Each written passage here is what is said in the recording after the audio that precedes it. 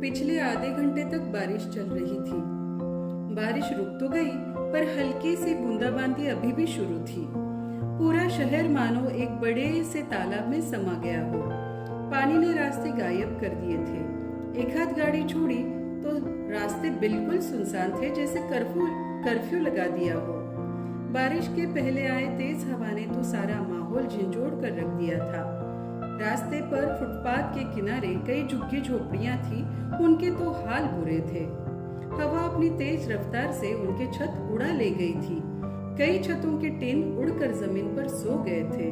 उनके बाद आई बारिश ने तो पूरे मोहल्ले को तहस नहस कर दिया था। फुटपाथ की इन्हीं झोपड़ियों में से एक कोने वाली झोपड़ी में सूरज बैठा था। ठंड से तो वो जैसे सिकुड़ सा गया था।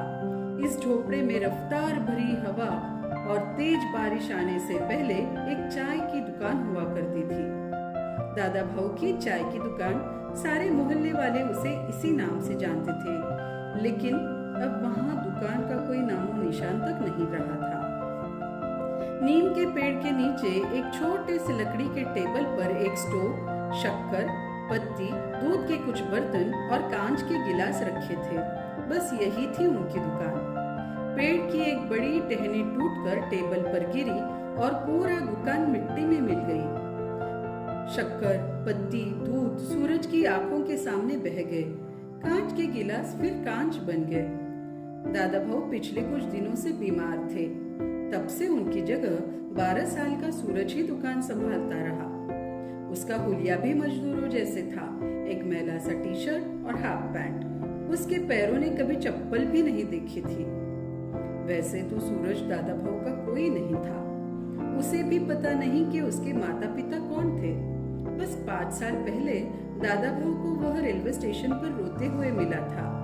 उसका हाल देखकर वे द्रवित हुए और उसे घर ले आए। तब से वह दुकान पर ही उनकी मदद करता था।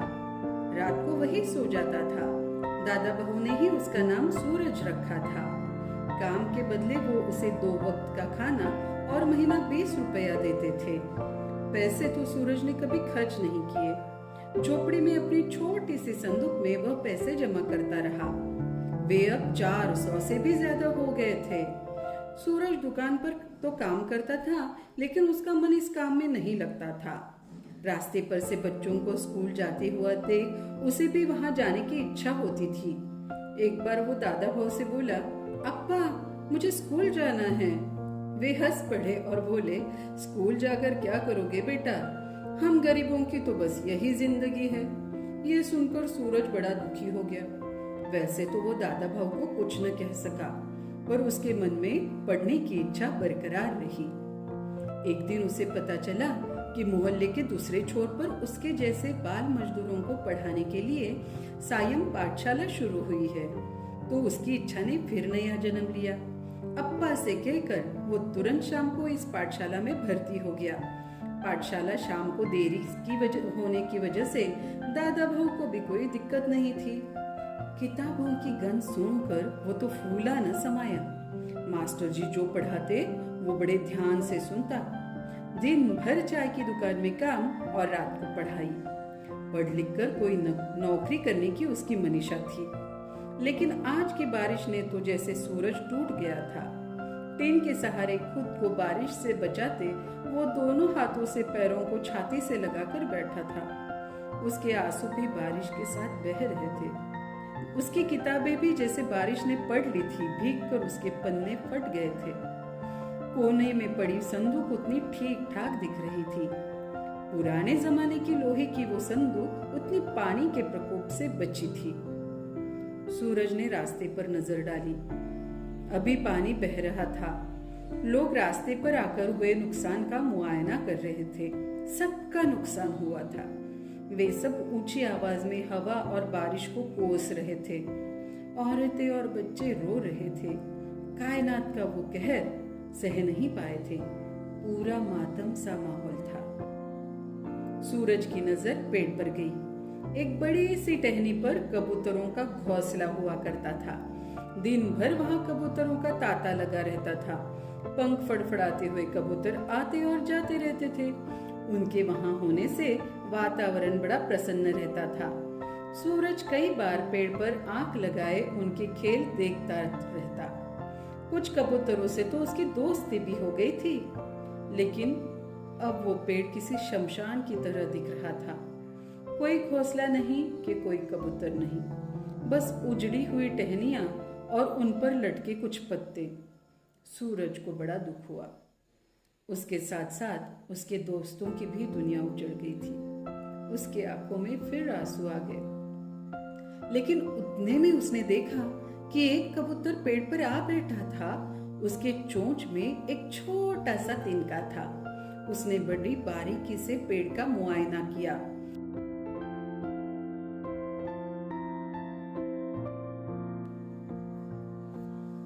एक मजबूत टहनी देखकर वो तिनका उस पर रख दिया।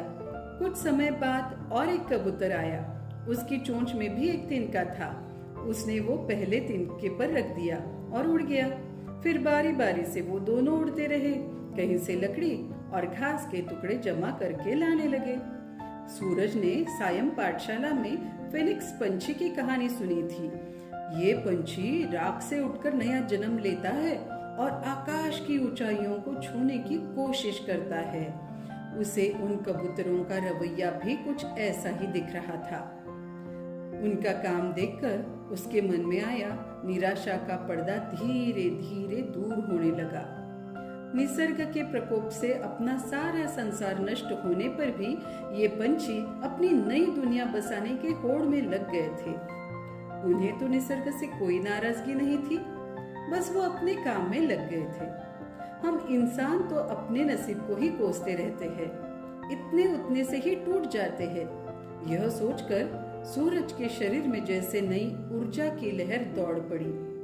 मन ही मन कुछ सोचकर वो अपनी जगह से उठ खड़ा हुआ। उसने अपनी आंखें पोंछी और फिर संदूक की ओर मुड़कर उसे उठा लिया। उसे खोलकर देखा तो पैसे भीगे नहीं थे। उसे प्रसन्नता हुई। सूरज ने संदूक में से पैसे निकाल लिए। फिर वो चाय की दुकान का सामान और किताबें खरीदने निकल पड़ा।